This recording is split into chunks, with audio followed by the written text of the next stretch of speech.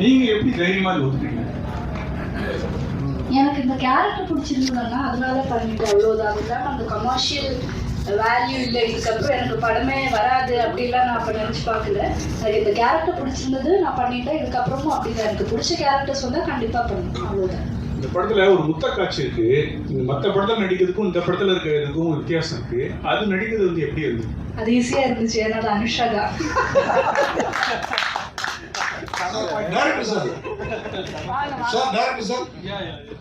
Sir இந்த மாதிரி விஷயங்கள் ஆக்சுவலா வந்து இது ஒரு ஸ்பெஷல் சைல்டுன்னு சொல்றோம்ல, அந்த மாதிரி தான் இந்த ஹோமோ லெஸ்பியன்லாம். இது வந்து சமூகத்தில் நீங்க இந்த மாதிரி படம் எடுக்கிறப்போ ஒரு துணிச்சலான முயற்சி, அதை பாராட்டுறோம், படமா கலைப்படைப்பா எடுத்துக்கலாம். ஆனா இது இன்னும் ஜாஸ்தியா இருக்காது. ஏற்கனவே பொண்ணு கிடைக்காம அவங்க அடைஞ்சிட்டு இருக்கோம் நிறைய மாப்பிள்ளைங்களுக்கு. என்ன இந்த மாதிரி விஷயங்களை யாராவது தன்னுடைய இதுவா எடுத்துக்கிட்டு அதை ஃபாலோ பண்ணாங்கன்னா, ஃபர்ஸ்ட் ஆஃப் ஆல் நீங்கள் ஸ்பெஷல் சைல்டு அப்படின்னு சொன்னதை நான் வந்து கண்டிக்கிறேன். அது அந்த ஒரு வார்த்தை பொருந்தாது. எல்லார் மாதிரியும் தான் அவங்க அப்படின்ற புரிதல் வரணுன்றதுக்காக தான் இந்த படம் எடுத்திருக்கேன் ஆக்சுவலாக. ஸோ டெஃபினட்டாக நீங்கள் ஃபர்ஸ்ட் டே ஃபர்ஸ்ட் ஷோ இந்த படம் பார்க்கணும்னு நான் கேட்டுக்கிறேன். நீங்கள் கேட்ட அந்த கேள்விக்கான எல்லா பதிலும் அந்த படத்தில் இருக்கும். அப்படி கிடைக்கலன்னா நம்ம டெஃபினட்டாக உரையாடலாம். ஓகேங்களா? Thank you sir. கார்த்திக் சார், நீங்க கேட்ட கேள்வி வந்து வினித் சாரோட கேரக்டர் மூலமா இருக்கு. படம் பாருங்க, 14ஆம் தேதி அவர் பதில் சொல்லி அவர் கேட்டுப்பாரு, அதுக்கு பதிலும் சொல்லியிருப்பாங்க. கண்டிப்பா கிடைக்கும். வினித் சார் வந்து நானும் அவர் சொன்ன மாதிரி சின்ன அவர் ஏத்துல ரசிச்சேன், அதனால எங்களுக்கு பதில் கரெக்டா இருக்கும்னு நினைக்கிறேன். கண்டிப்பா கண்டிப்பா பாருங்க, வினித் சார் கேட்டுப்பாரு. சார் இதுல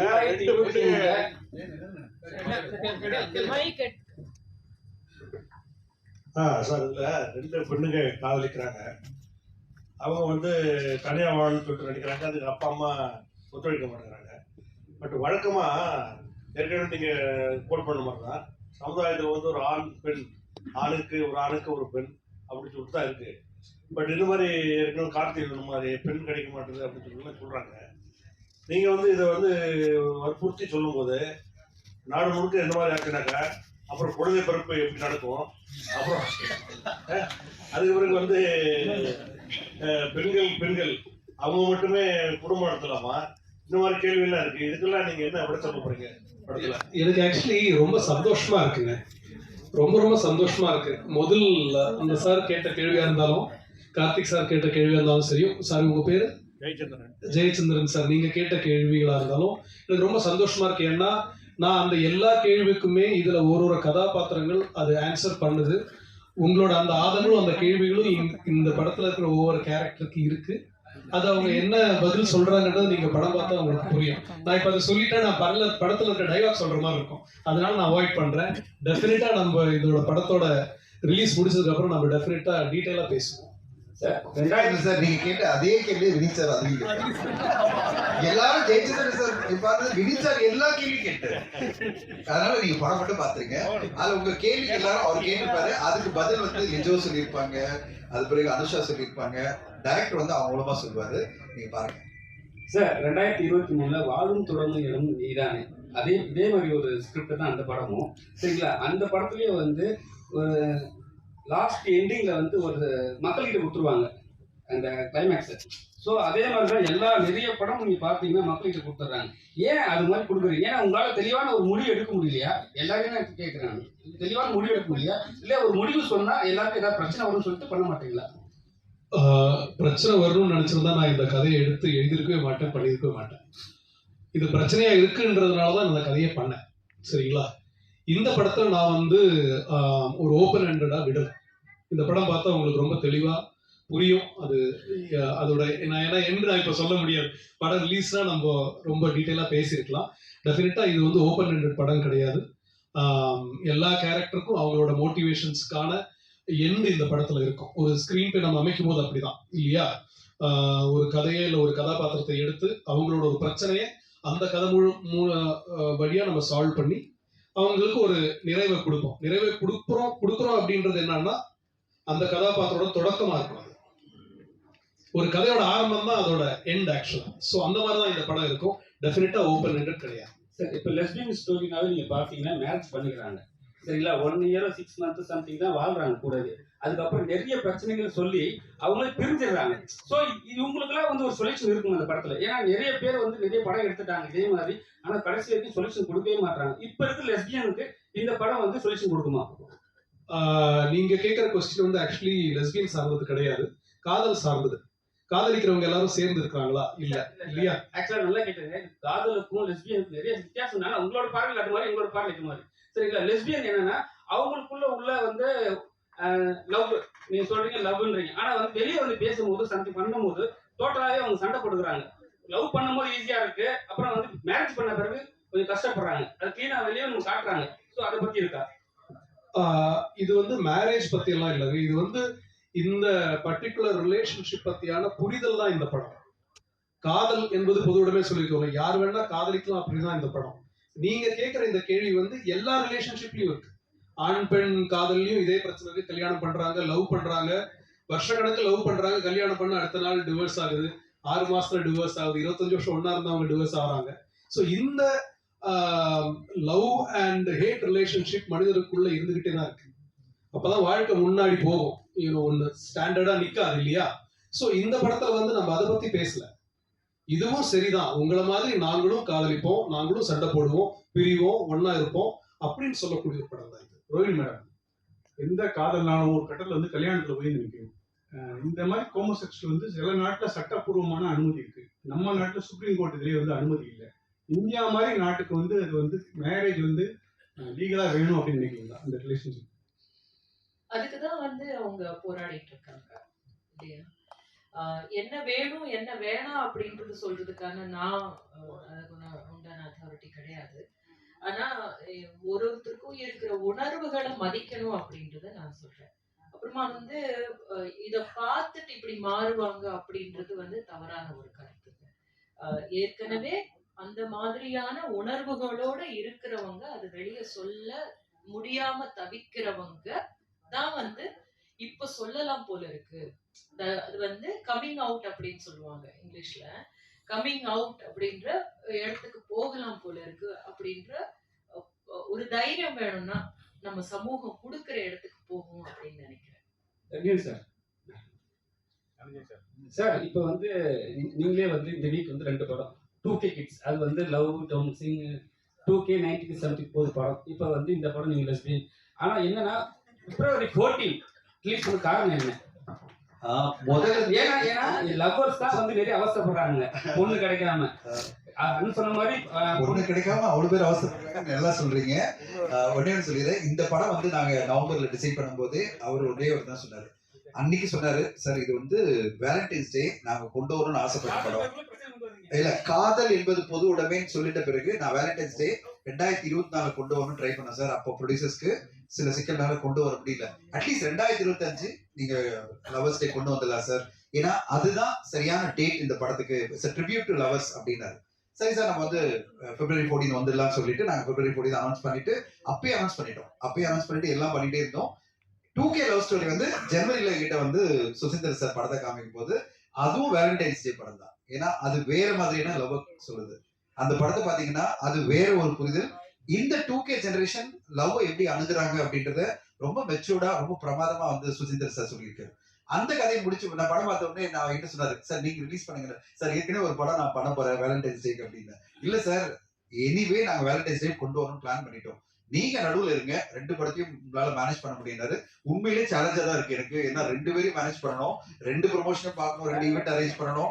ஆனா 2 வேற விதமான படங்கள், ஒரே மாதிரி படங்கள்ல அது வேற மாதிரியான ஒரு கான்செப்ட் படம். இது எனக்கு மனசளவுல ஆத்மார்த்தமான ஒரு படம். மனசளவுல ஆத்மார்த்தமான படம்னா சில படங்கள் நம்ம நெஞ்சில வந்து ஆழமா பதியும், அந்த மாதிரி ஒரு படம் அது. அது இந்த கால யங்ஸ்டர்ஸ் எப்படி வந்து காதல் அணுகுறாங்கன்றத பார்க்கும்போது ஒரு நம்பிக்கை கொடுக்குற அந்த படம் அது 2K லவ் ஸ்டோரி. இந்த படம் மனசளவுல நம்மள வந்து ரொம்ப பாதிக்குது. மனசளவுல வந்து இந்த ஒரு கம்யூனிட்டின்னு அப்படின்னு நம்ம ஒதுக்கிடாம அவங்க பார்ட் ஆஃப் அவர் ஃபேமிலி, நம்ம ஃபேமிலி தான் அவங்க. அவங்களுக்கு ஒரு உணர்வு இருக்குல்ல, படம் ஃபுல்லா உணர்வுகளை பத்தி தான் அந்த படம் பேசும். உணர்வுகளை புரிஞ்சுக்கிட்டீங்கன்னா உங்களுக்கு வந்து எல்லாமே எம்பத்தி பண்ணுவீங்க. நீங்க வந்து இவங்களை ஒதுக்கி வைக்கிற ஒரு கம்யூனிட்டி கிடையாது, இல்ல அந்த செக்மெண்ட் கிடையாது. எல்லாருமே நம்மளோட சார்ந்தவங்க தான், அவங்களும் நம்மளோட இருக்கிறவங்க தான். அந்த உணர்வுகளோட நம்ம ஒத்துக்கணும் அவங்கள அப்படின்றதுக்காக இந்த படம் ரொம்ப அருமையா வந்திருந்தது. பார்த்த உடனே நானும் என் மனைவி தான் பார்த்தோம். இது வந்து நான் அது ஒரு மேல் பெர்ஸ்பெக்டிவ் அப்படின்லாம் இல்லை, என் மனைவி இங்க வந்திருக்காங்க. நாங்கெல்லாம் பார்த்த உடனே இந்த படம் வந்து நல்லா இருக்கு, இந்த படம் நம்ம கண்டிப்பா மக்கள் மத்தியில் கொண்டு செல்லணும் அப்படின்னு ஆசைப்பட்டு கொண்டு வந்திருக்கோம். ஊடக நண்பர்கள் துணையோட, மக்களோட துணையோட இந்த படம் வந்து பரவலான மக்களை ரீச் பண்ண நம்புறேன். ஒரே விஷயம் சொல்ல, இன்னைக்கு காலையில் நான் டிஸ்ட்ரிபியூட்டர் நான் பேசினேன், எங்க டீம் ஃபுல்லா, தமிழ்நாடு ஃபுல்லா. அவங்க சொன்னாங்க, காதலது பொது உரிமை பத்தி எல்லா ஸ்கிரீனும் வந்து போடணும்னு ஆசைப்படுறாங்க, இந்த படத்துக்கு ஏதோ ஒரு விஷயம் இருக்கு அப்படின்னு நம்புறாங்க அப்படின்னாங்க. நான் சொன்னேன், மல்டிபிளெக்ஸ்ல எல்லாம் இந்த படம் கண்டிப்பா வரணும். மக்கள் மத்தியில இந்த படத்துக்கு ஒரு எதிர்பார்ப்பு இருக்கு, அந்த ஒரு நல்ல ஒரு நம்பிக்கை இருக்கு. அந்த நம்பிக்கை ஏற்ற மாதிரி நீங்க படம் பார்க்கும்போது நீங்க கண்டிப்பா சொல்லுவீங்க நம்புறேன். ஏன்னா இந்த படத்தை பார்த்த சில ஊடக நண்பர்கள், சில பேர் தான் பார்க்க முடிஞ்சது. ஏன்னா நாங்க வந்து ஒரு இன்ஃபுளுசர்ஸ் இல்ல, ஃப்ரெண்ட்ஸ் கூப்பிட்டு படம் காமிக்கும் போது அவங்க எல்லாரும் சொன்னாங்க, சார் அருமையான படம் கொடுத்துருக்கீங்க அப்படின்னாங்க. அது நீங்களும் சொல்வீங்க நாளடிக்கு அப்படின்னு நான் நம்புறேன். நீங்களும் சொன்ன பிறகு அது கண்டிப்பா மக்கள் மத்தியில போய் சேரும், மக்களும் அதே மாதிரி சொல்லுவாங்க. அதுக்கு பிறகு இந்த படம் அதுக்கான ஆடியன்ஸ் போய் ரீச் பண்ணிடும் நம்பிக்கையோடு தான் காத்திருக்கிறோம். மேடம், ரோகிணி மேடம், நீங்க பேசுறப்ப சொன்னீங்க இந்த மாதிரி மாறிடுவாங்க அப்படிங்கிறதெல்லாம் நான் ஏத்துக்க மாட்டேன் அப்படின்ட்டு. அது அவங்களுக்குள்ளார உள்ளது அப்படின்னா, அது ஒரு திருநங்கை மாதிரி, ஒரு ஸ்பெஷல் சைல்டு மாதிரி அவங்களுக்குள்ள பர்டிகுலர் கேரக்டர் தானே, கேரக்டர் இல்லைன்னு உங்கள்கிட்ட இன்னொரு கேள்வியும் கேட்டுறேன். இப்போ நான் ஹாஸ்டல்ல இருந்துருக்கிறேன், ஒரு 3 வருஷம் ஊட்டியில படிச்சிருக்கேன். அப்போ நமக்கும் நம்ம ஃப்ரெண்ட்ஸுங்க சில தடம் மாதிரி போயிருக்குது. ஆனா திருப்பி எல்லாருமே இப்போ ஃபேமிலி மேனா கல்யாணம் பண்ணிட்டு குழந்தை குட்டி பார்த்துட்டு வாழ்ந்துட்டு தான் இருக்கிறாங்க. ஓகேங்களா? இந்த மாதிரி படங்கள் அந்த மாதிரி மாத்துறதுக்கு வாய்ப்பு இல்லையா? நீங்க சொன்னதுனால சொல்றேன், இவருக்கும் அதே கேள்வி தான் கேட்கிறேன். ஏன்னா என்கிட்ட ஒரு ஸ்பெஷல் சைல்டு பையன் இருக்கிறான். ஹரிதாஸ் பார்த்த பிறகு இவனை எப்படா வளர்க்க போறோங்கிற பயம் இருந்தது. இப்போ வளர்த்துட்டு இருக்கான் நல்லாவே. ஸோ அந்த மாதிரி இந்த மாதிரி பசங்களை வச்சிருக்க பேரண்ட்ஸுக்கு இந்த படம் ஒரு ஆறுதலா, இந்த மாதிரி இருந்தாலும் ஏத்துக்கோங்க அப்படிங்கிற முடிவை தருமா, அதையும் கேட்கணும். பேசிக்கலி இது வந்து ஃபேமிலிஸ்க்கான ஒரு படம் தான். நீங்க சொல்ற மாதிரி ஸ்பெஷல் சைல்டுன்னு அந்த கேட்டகரிக்கும் இதுக்கும் சம்பந்தம் இல்லை, பொருத்தமான வார்த்தை இல்லை அது அப்படின்னு அது புரிய வைக்கிறதுக்கு தான் பேசுறது. இன்னொரு விஷயம் என்னன்னா வந்து எக்ஸ்பெரிமெண்டிங் அப்படின்ற இடத்துக்கு இல்லை. ஆக்சுவலி உணர்வு ரீதியாகவே அவங்களுக்கு வந்து ஒரு சில பேருக்கு இருக்கிற தெரிவுகள், அதாவது தேர்வு அப்படின்னு வரும்போது அதை நம்ம என்ன மாதிரி பாக்குறோம், நம்ம அப்படின்றது வந்து நமக்கு அது பழக்கப்படாததுனால, நமக்கு தெரியாததுனால எப்படி பாக்குறோம். நம்ம வந்து சொசைட்டி வந்து இப்படி ஒதுக்கி வச்சுட்டு, இல்லைன்னா அவங்கள வந்து அவமானப்படுத்துற மாதிரி, அவங்கள வந்து ரொம்ப தரக்குறைவா பேசுற மாதிரி பண்றதுனால நிறைய பேர் பயந்துகிட்டு இத பத்தி பேசாம இருக்கிறவங்க தான் இப்ப பேசலாம்னு வெளியே பேசுவாங்கன்னு சொல்றது. யாருமே வந்து இப்போ ஒரு கருப்பா இருக்கிறவங்க கருப்பா தான் இருக்காங்க இல்லையா, அந்த மாதிரி தான் இருக்கு. நீங்க எப்படி பிறந்திருக்கீங்களோ அதை நீங்க ஏத்துக்கணும் அப்படின்றத பத்தி தான் பேசுறது தவிர, எப்படியோ பிறந்திருக்கோம் ஆனா இத பார்த்துட்டு மாறிடுவாங்க அப்படின்றது சரியான புரிதல் கிடையாது அப்படின்னு சொல்றது தான் நான் சொல்றேன். சார், இந்த பாட்டு வரி வந்து காதல் என்பது பொருள் வந்து பாலகன ராஜா சார் உள்ளது. எங்கேயாவது உள்ள வருதா? பெர்மிஷன் வாங்கி பயன்படுத்திருக்கீங்களா? ரீமிக்ஸ் மாதிரி ஏதாவது வருதா? ப்ரமோல மட்டும்தான் இருக்கு, படத்துல அந்த பாட்டு யூஸ் பண்ணுறாங்க. ப்ரமோக்கு பர்மிஷன் கொடுத்தாங்க சார். அப்புறம் சார் ரிலீஸ் பண்ண 2 படத்துல 2K love story sir. Sir ஆக்சுவலாக இப்போ நம்ம இந்த விஷயங்கள் வந்து ஃபேமிலியில இருந்து ஃபர்ஸ்ட் ஆரம்பிக்கிறோம். ஃபேமிலியில இருந்தா ஃபர்ஸ்ட் நம்ம இந்த விஷயத்த கொண்டு வரணும் அப்படின்னு நீங்க எப்படி ரைட் பண்ண ஆரம்பிச்சீங்க? ஏன்னா அது ரொம்ப சிக்கலான ஒரு விஷயம். அதை குறித்து சொல்லுவாங்க. அதே மாதிரி வந்து இப்போ இருக்க யங் ஜென்ரேஷன் மேக்சிமம் வந்து இந்த விஷயங்களை வந்து மேக்சிமம் ஏற்றுக்கிறாங்க. ஆனாலும் சில பேர் வந்து வானவில் அப்படின்ற வார்த்தையை யூஸ் பண்ணி நிறைய பேர் இது பண்றாங்க. நிறைய பேர் அவங்க எதுக்கெல்லாம் தெரியும். ஸோ இதை வந்து இன்னும் நம்ம எப்படி ஹேண்டில் பண்ணலாம், கொஞ்சம் எப்படி ஜெனரலைஸ் பண்ணலாம் அப்படின்ற மாதிரி இந்த படத்துல இதுவே இருக்குங்களா? இந்த படத்துல என்ன இருக்குன்றது படத்தை பார்த்ததுக்கு அப்புறம் நம்ம பேசலாம். பட் நீங்க கேட்ட கொஸ்டினுக்கான பதில் வந்து 2-3 கொஸ்டின் கேட்டீங்க. ஃபர்ஸ்ட் கொஸ்டின் எப்படி சொல்லுங்க. ஓகே. நான் எப்படி பாக்குறேன்னா, இந்த சமூகம் இல்ல இந்த நேஷன் இல்ல வேர்ல்டு நம்ம போறதுக்கு முன்னாடி நான் அப்படின்ற ஒரு ஐடென்டிட்டி இருக்கு. அந்த ஐடென்டிட்டி ஃபர்ஸ்ட் கிரியேட் ஆகுறது நம்ம ஃபேமிலி தான் இல்லையா? ஸோ நமக்கு ஒரு அங்கீகாரம் அப்படின்றது முதல்ல ஃபேமிலியில தான் கிடைக்கணும். இப்போ நம்ம நிறைய பேரை பார்த்துருக்கோம், பெரிய இடத்துல வந்திருப்பான், ஆனா வீட்டுல சண்டை போட்டு போயிருப்பான், என்னென்னமோ அச்சீவ் பண்ணியிருப்பான். இருந்தாலும் என்னோட அப்பா என்ன ஒத்துக்கல, அம்மா என்ன ஒத்துக்கல, அப்படின்ற ஃபீலிங் நிறைய பேர் நான் பார்த்திருக்கேன். ரொம்ப சாதிச்சிருப்பாங்க, ஆனா மனசுக்குள்ள எப்பவுமே அந்த வேதனையோட இருப்பாங்க. சோ இந்த புரிதல் அப்படின்றது ஒரு குடும்பத்துல, இல்ல குடும்பம் அது எதுவானா இருக்கலாம், அப்பா அம்மா இல்ல நண்பர்கள் இல்ல இன்னும் அந்த வில்லேஜ் சார்ந்த, இல்ல ஏன் ஊரு ஏன் நாடு அப்படின்னு கூட வச்சிருக்கலாம். சோ அந்த குடும்பம்ன்றது அது ஒரு யூனிட். சோ இந்த அங்கீகாரம் அங்க ஆரம்பிக்கும், அந்த புரிதல் அங்க ஆரம்பிக்கும். இந்த படத்துல வந்து சாம் அப்படின்ற கேரக்டர் இவங்க பண்ணிருக்காங்கன்னா, அவங்களோட ப்ரொடெஸ்ட், அவங்களோட ஃபைட் வந்து அவங்க காதலுக்காக என்னன்னா, உலகத்துக்குள்ள கிடையாது, என் அம்மா என்ன புரிஞ்சுக்கணும், அவ்வளவுதான். அதுதான் இந்த கதை. இந்த ஒன் லைன் அந்த கதையை சொல்லிட்டு, என் அம்மா என்ன புரிஞ்சுக்கணும், அவ்வளவுதான். I don't care about the world. அவங்க புரிஞ்சுட்டாங்க, அது போதும். அங்கிருந்து அது ஆரம்பிக்கும். அதுதான் இந்த படம். இயக்குனர் சார் வணக்கம் சார். இங்க சமீபத்திய படங்கள் பாத்தீங்கன்னா இப்போ லெஸ்பியன் ஊக்குவிக்கிற மாதிரியும், இப்போ லாஸ்டா கூட ஒரு படத்தோட ட்ரெய்லர்ல பேசியிருந்தாங்க, பெண்கள் எங்க வேணாலும் போகலாம், யார் கூட வேணாலும் சுத்தலாம் அப்படின்ற மாதிரியும் ஒரு கதைகள் அமைஞ்ச ஒரு படம் பேட் கேன் வரப்போகுது. சமீபத்துல இந்த மாதிரி படங்கள் வர்றதுனால நாட்டுல ஏதாவது சீர்குலைவுகள் ஏற்படாது, நம்ம கலாச்சாரம் கெட்டு போகும் அப்படின்னு நினைக்க மாட்டீங்களா சார்? டெஃபினட்டா கிடையாதுங்க. ஏன்னா ஒரு கலாச்சாரத்துல இருந்துதான் ஒரு கதை உருவாகுது. ஒரு கலாச்சாரத்துல இருந்துதான் ஒரு கதை உருவாகுது. நம்ம வாழ்வியல் இருந்துதான் ஒரு படத்தை நம்ம உருவாக்குறோம், இல்ல கவிதை உருவாகுது, இல்ல புத்தகம் உருவாகுது. சோ ஒரு ரெஸ்பான்சிபிளான கலேஷ், ஒரு ரெஸ்பான்சிபிளான ஒரு கதையும் ஒரு ஆடியன்ஸும் ஒரு செட் ஆஃப் கலைஞர்களும் சேர்ந்து ஒரு படைப்பை கொடுக்கும்போது நம்ம அதை பத்தி யோசிப்போம். சரிங்களா? ஸோ இந்த கதை வந்து ஒரு உரையாடலை தான் ஸ்டார்ட் பண்ணும். இதுல இந்த கதையில வந்து நம்ம இப்படி இருக்கிறது தான் சரி அப்படின்னு சொல்லி நம்ம குளோரிஃபை பண்றது கிடையாது. இந்த கேள்வியை நான் வந்து நீங்க என்கிட்ட கேட்டது சந்தோஷமா அதுக்கு ஆன்சர் பண்ணிட்டேன். பட் இந்த கேள்வியை நம்ம வந்து நிறைய வயலன்ஸ், இப்ப நம்ம என்டர்டெயின்மெண்ட் சொல்றோம் இல்லையா, நிறைய வயலன்ஸை குளோரிஃபை பண்ற படங்களை வந்து, அது மீன்ஸ் அது கரெக்ட், அது வந்து ஹீரோயிசம் அப்படின்னு சொல்லி கொண்டாடுற ஒரு நிறைய படங்கள் இருக்கு.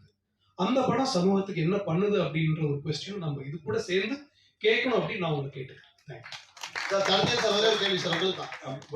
ஒரே ஒரு செகண்ட் சொல்லிடுறேன், சார் கேட்டதுக்காக சொல்றேன். சார் எவ்வளவு அழகா சொன்னார் பாருங்க. வயலண்டான பல படங்கள் பாக்குறோம். ஒரு ஹீரோ வந்து 100 பேரை கொலை பண்றது, கத்தியில குத்தி ரத்தமா கொல்றதெல்லாம் பாக்குறோம். அது சமுதாயத்தை பாதிக்காத போது, இது உணர்வுபூர்வமா ஒரு பெண் இன்னொரு பெண்ணை நேசிக்கிறா, என் சின்ன வயசுல இருந்தே இதுதான் என்னுடைய அன்பு அப்படின்னு சொல்றது வந்து அந்த பெண்ணோட உணர்வு. அது எல்லா பெண்களுக்கும் இது வரணும்னு அவசியம் இல்லை, எல்லா பெண்களும் அப்படிதான் கிடையாது. அப்படிப்பட்ட ஒரு பெண்ணுக்கு நம்ம ஆதரவு கொடுக்கணும் உணர்வுபூர்வமா அப்படின்றதான் இந்த கதை சொல்ல வருது. தவிர உலகத்துல எல்லா பெண்களும் இப்படி இருக்கணும்னு நம்ம சொல்லல, இதை என்கரேஜும் பண்ணல. இன்ஃபேக்ட் வினித் சார் கேரக்டர் மூலமா, ரோஹிணி மேம் கேரக்டர் மூலமா பல கேள்விகள் உங்களுக்கு இருக்கிற எல்லா கேள்விகளுக்கும் அந்த கேரக்டர்ஸ் பதில் சொல்லுவோம். இது லிஜோமோல் கேரக்டர், அதாவது அந்த சாம் என்ற கேரக்டரும் அனுஷா வந்து கேரக்டர் நந்தினி கேரக்டரையும் அவங்க பதில் சொல்லுவாங்க. கடைசியில உணர்வுபூர்வமா புரிய வைப்பாங்க ஆடியன்ஸ்க்கு, இது எங்களோட உணர்வுகள், இந்த உணர்வுகளை நீங்க ஏத்துக்கணும் அப்படின்ற மாதிரி அவங்க சொல்றாங்க. இந்த இது வந்து ஒரே சொல்லிடுறேன் ஊடகங்களுக்கு. நாங்க வந்து சென்சர் போகும்போது நீங்க கேட்ட மாதிரிதான் முதல்ல சென்சர் நாங்க போறோம். அதுல இருந்து ஒரு அப்ஜெக்ஷன் வந்துட்டே இருந்தது. அதுல ஒருத்தர் வந்து ரொம்ப அப்ஜெக்ட் பண்ணிட்டே இருந்தாங்க, இது ஏன் சர்டிபிகேட் கொடுக்கணும் படம், ஏன்னா இது வந்து ஒரு குறிப்பிட்ட சமுதாயத்துக்கு மட்டும்தான் இது வந்து ஏத்துக்க முடியும் அப்படின்னு சொல்லும் போது, நானும் டைரக்டர் உட்கார்ந்துருக்கோம். நாங்க பிரிவாதமா சொன்னோம், இது எல்லா தரப்புக்குமான ஒரு படம், எல்லா குடும்பங்களும் பார்க்கணும், அதனால நாங்க ரிவைசிங் கமிட்டிக்கு போறோம் அப்படின்னு சொன்னோம். ரீஜனல் ஆபீசர் சொன்னார், சரி ரிவைசிங் கமிட்டிக்கு போங்க அப்படின்னாங்க. இன்ஃபேக்ட் எங்களுக்கு என்ன சொன்னாங்க, அடல்ட்ஸ் ஏ சர்டிபிகேட் கொடுத்து பல கட்ஸ் கொடுக்குறேன் அப்படின்னாங்க. நாங்க என்ன சொன்னோம், இல்ல இதுல எங்களுக்கு இதை ஏற்றுக்கொள்ள முடியாதுன்னா ரிவைசிங் கமிட்டி போலாம். ரிவைசிங் கமிட்டியில 10 பேர் பார்த்தாங்க, 6 பேர் பெண்கள். ஒரு ஒப்பனஸ் 6 பேர் பெண்கள், 4 பேர் ஆண்கள். படம் பார்த்து முடிச்ச உடனே 6 பேருமே குடும்பஸ்தர்கள். ஒரு ஒப்பனஸ் குடும்பத்துக்குன்னா குடும்பம், அவங்களுக்கு குழந்தைகள் இருக்கு, எல்லாருமே நான் பார்த்த உடனே உள்ள போகும்போது தான் இவங்க எல்லாம் வந்திருக்காங்களா, அதாவது முக்கியமான ஆளுமைகள்லாம் வந்திருக்காங்க. ஏன்னா ரீஜனல் ஆபீசர் முக்கியமான ஆளுமைகளை கூப்பிட்டுருக்காங்க, ஏன்னா இது ஒரு சென்சிட்டிவான படம், நீங்க வந்து பாருங்க அப்படின்னு ரிவைசிங் கமிட்டியில. அந்த ரிவைசிங் கமிட்டி உள்ள கூப்பிட்ட உடனே நம்ப மாட்டீங்க, நான் எக்ஸாஜரேட்டே பண்ணல, உள்ள போன உடனே UA 16+ நோ கட்ஸ் படத்தை ரிலீஸ் பண்ணுங்க, சூப்பரா பண்ணிருக்கீங்க. இதை விட எங்களுக்கு என்ன ஒரு அங்கீகாரம். அவங்க ஒன்னே சொன்னாங்க, நான் நினைச்ச UA நாங்க கேட்டது UA அது ஏதோ கட்ஸ் கொடுக்க போறாங்கன்னா, ஒரு கட்ஸும் கிடையாது. நாங்க அவ்வளவு ரசிச்சு அந்த படத்தை, இவ்வளவு மெச்சூரிட்டியான ஒரு படத்தை கொடுத்துருக்கீங்க, எல்லா ஃபேமிலியும் பார்க்க வேண்டிய படம், இது இருக்கு ஏ சர்டிபிகேட், UA தான், நீங்க படத்தை கொண்டு போங்க, ரிலீஸ் பண்ணுங்க அப்படின்னு உடனே எழுந்துங்க போங்க அப்படின்னாங்களா. நாங்களா அப்படியே பிரமிப்பா உட்காந்து பார்த்துட்டு இருந்தோம், 4 பேரும் அப்படியே எழுந்து வந்தோம். கண்டிப்பாக அந்த உணர்வுபூர்வமா இந்த படத்துல நீங்க மட்டும் கொஞ்சம் ஒன்றிட்டீங்கன்னா அந்த ஃப்ரெஷ் ஷோல அப்படி முடியும் போது நீங்களும் இதே வார்த்தை அந்த சென்சர் ஆபீசர்கள் இந்த எல்லா போர்டும் சொன்ன மாதிரி எங்களுக்கு அந்த அங்கீகாரம் கொடுப்பீங்க நம்பிக்கையோட காத்திருக்கிறோம். வெகு விரைவில் உங்களுக்கு படத்தை காமிக்கிறோம். உங்களுக்கு கடைசியா ஒரு கேள்வி சார், உங்களுக்கு மட்டும் தான். லாஸ்டா 2K கிட்ஸ் அது படம் வேண்டாம், இந்த படம் பத்தி பேசுவோம். பேசல சார், அதை பத்தி பேசல. நீங்க ஒரு क्वेश्चन வச்சீங்க சார், படம் வெளியாகிற படங்கள்ல 93% ஃபிளாப் ஆகுது, 3% தான் ஹிட் ஆகுது அப்படின்னு சொல்லி 7% தான் ஹிட் ஆகுதுன்னு சொல்லியிருந்தீங்க.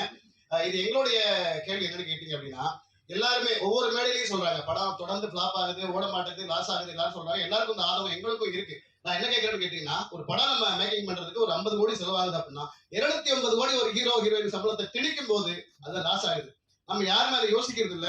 என்ன படம் தயாரிப்பாளரும் சரி, இயக்குனரும் சரி, யாரும் யோசிக்கல. ஒருத்தரோட கால் ஷீட் வேணும் அப்படின்றதுக்காக 150 கோடிக்கு நடிச்சிட்டு இருந்தவங்க 250 கோடி கொடுத்து புக் பண்றாங்கல்ல. இப்ப லாஸ் எதனால சார் வருது? இந்த பெரிய நடிகர் நடிச்ச படங்கள்ல ஒரே ஒரு புரிதல், நான் தனியா ஒரு ஒர்க் ஷாப்பே உங்களுக்கு பண்ணிடுறேன். ஏன்னா அதெல்லாம் நான் பண்ணிட்டு இருக்கிறாங்க. பெரிய நடிகர் நடிச்ச படங்கள்ல 70% 80% ரெவன்யூ வந்து அதர் ரெவன்யூலே உங்களுக்கு வந்துடும். எதனால அவ்வளவு சம்பளம் கொடுக்குறாங்கன்னா, ஒரு டிஜிட்டல் வந்து அவ்வளவு விலை கொடுத்து வாங்க ரெடியா இருக்காங்க, சேட்டலைட் வாங்க ரெடியா இருக்காங்க, மியூசிக் வாங்க ரெடியா இருக்காங்க. ஆனா அதே ஒரு சின்ன படமா வரும்போது எல்லாரும் சொல்ற ஒரே வார்த்தை என்ன தெரியுமா சார்? ஊடகங்கள் என்ன சொல்லுது, ஆடியன்ஸ் என்ன சொல்றாங்க, அது பிறகு வாங்குறேன். எந்த அளவு அதாவது நாங்க எப்படி ஒரு சின்ன படம் எடுத்த எல்லா தயாரிப்பாளரும் நம்பி இருக்கிறது எது தெரியுமா? உங்களையும் ஆடியன்ஸ் தான் நம்பி இருக்கு. அவங்க நல்லா இருக்கு சொன்னாதான் சேட்டலைட் வந்து வாங்குவாங்க, டிஜிட்டல் வாங்குவாங்க. பெரிய நடிகர் நடிச்ச படம்னா எல்லாத்தையும் வந்து முதலே வாங்கிடுவாங்க. அதனால அவங்களுக்கு எந்த பயமும் இல்லை. அதனால அந்த படத்தோட கம்பேர் பண்ணாதீங்க. நாங்கெல்லாம் வந்து எதிர்பார்த்துட்டு இருக்கிறது உங்க மாதிரி இந்த மாதிரி படங்களுக்கு உங்களுடைய ஆதரவு தான். சார் லாஸ்ட் கொஸ்டின் என்னன்னா, ரொம்ப நாளுக்கு அப்புறம் இது மாதிரி ஒரு படம் பண்றீங்க தமிழ் சினிமால. ஏன்னா நீங்க வந்து 80s 90s வந்து உங்களை வந்து கொண்டாடினாங்க. ரொம்ப நாள் படம் பண்ணாத காரணம் என்ன? ஏன் வந்து ஃபர்ஸ்ட் இப்போ ரொம்ப நாளுக்கு அப்புறம் இந்த படம் பண்ண காரணம்? ஆனா வந்து சோசியல் மீடியால கடைசி வரைக்கும் ட்ரெண்ட் பண்ணே இருக்காங்க. சந்திரமுகியா இருந்தாலும் சரி, சக்கரையா இருந்தாலும் சரி, எல்லாமே ட்ரெண்ட் பண்ணுங்க. அது எப்படி பாக்குறீங்க? இல்லைங்க, ஆஸ் அன் ஆக்டர் எனக்கு வந்து டெலிபரேட்டா ஒரு கான்சியஸா எடுத்த பிரேக் அப்படிலாம் கிடையாது. வாய்ப்புகள் கம்மி தான் டெஃபினெட்லி. அண்ட் அது 2 ரீசன்ஸ். ஒன்று நம்மளோட சக்சஸ் ரேஷியோ, அது பொறுத்த வரைக்கும் தான் நமக்கு வாய்ப்புகள் வரும்.